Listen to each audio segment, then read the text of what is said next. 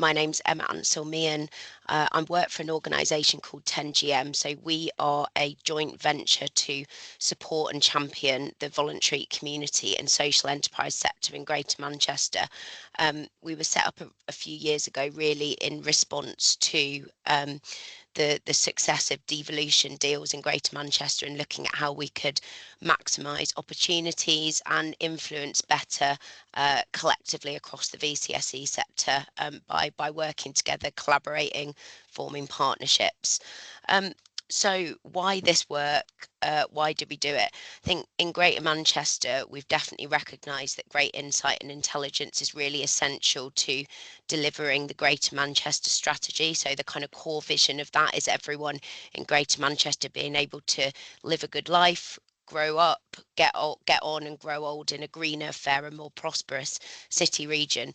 And of course, we live in a data-driven world. Data is an increasingly important part of our world as VCSE organisations, and it's part of nearly everyone's job in some way.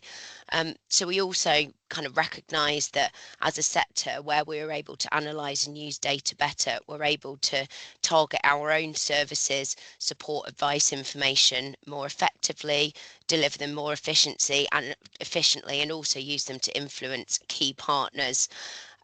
So for all of those reasons, last year we collaborated with Data Orchard on our Greater Manchester VCSE Data and Intelligence project. The purpose of that was basically to get a bit of a starting point, to gather some views and perspectives on opportunities to understand and improve the use of data and intelligence across voluntary sector-led activity in Greater Manchester.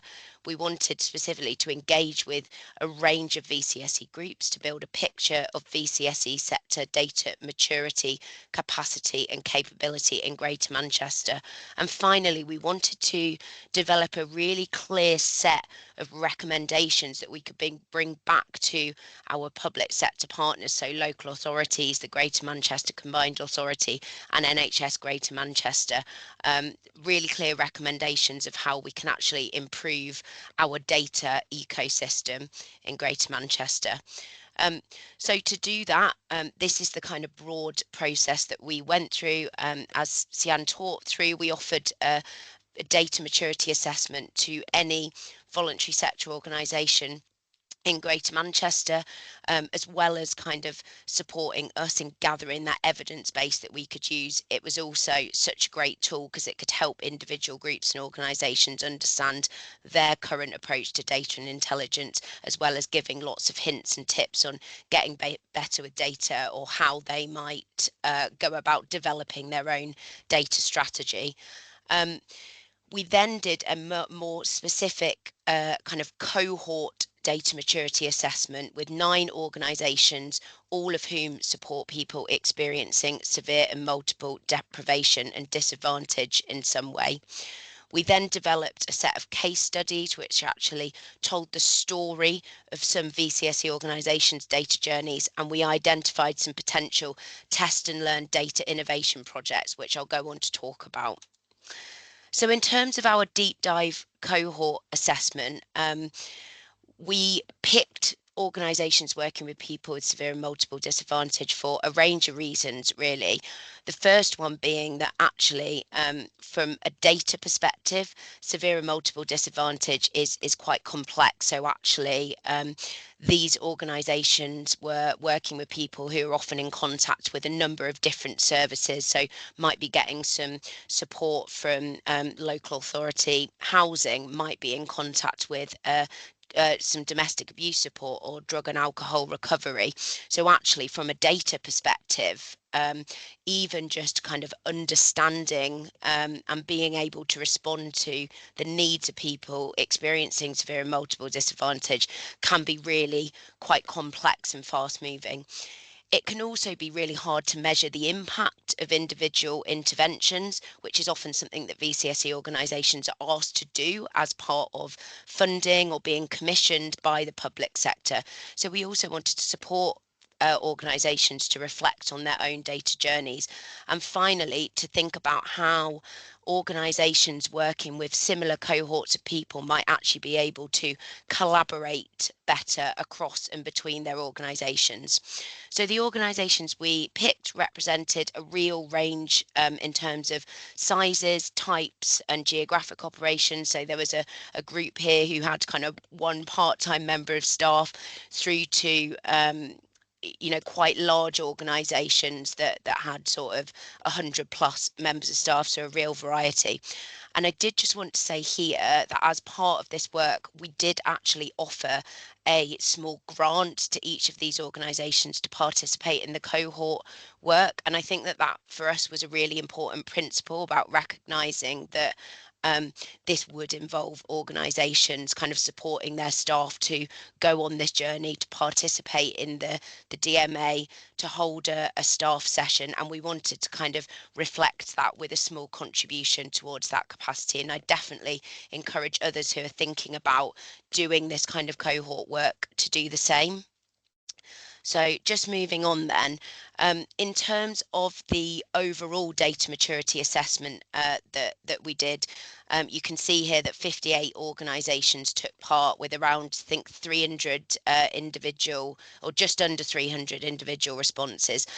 We found that there was a slight bias towards kind of medium and large organisations, but we did have responses from across all Greater Manchester districts. So there are 10 local authority areas in Greater Manchester.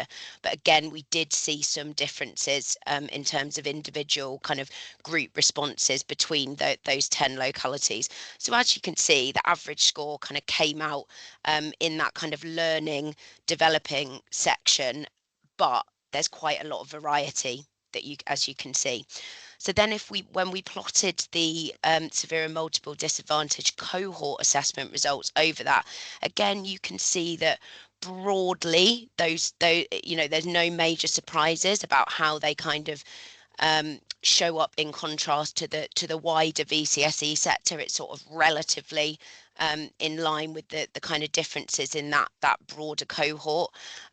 But what we did have here with the deep dive cohort work is more staff from each of the 9 organisations participating. So with the general one, might have had sort of 1 or 2 people from each organisation completing it. Actually, with the deep dive severe and multiple disadvantage work that we did, almost all organisations have between 80 and 100% of their staff engaged. So I'll come on to talk about what comes next.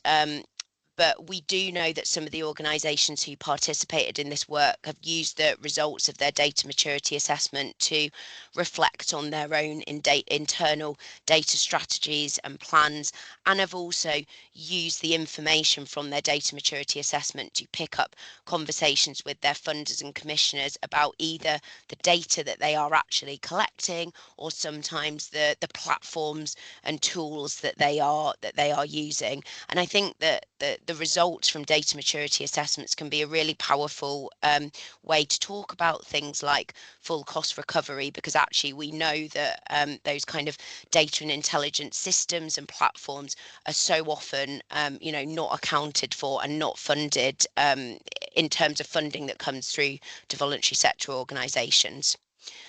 So what we did next, we brought forward a set of recommendations. You can see the 4 areas that we focused on there.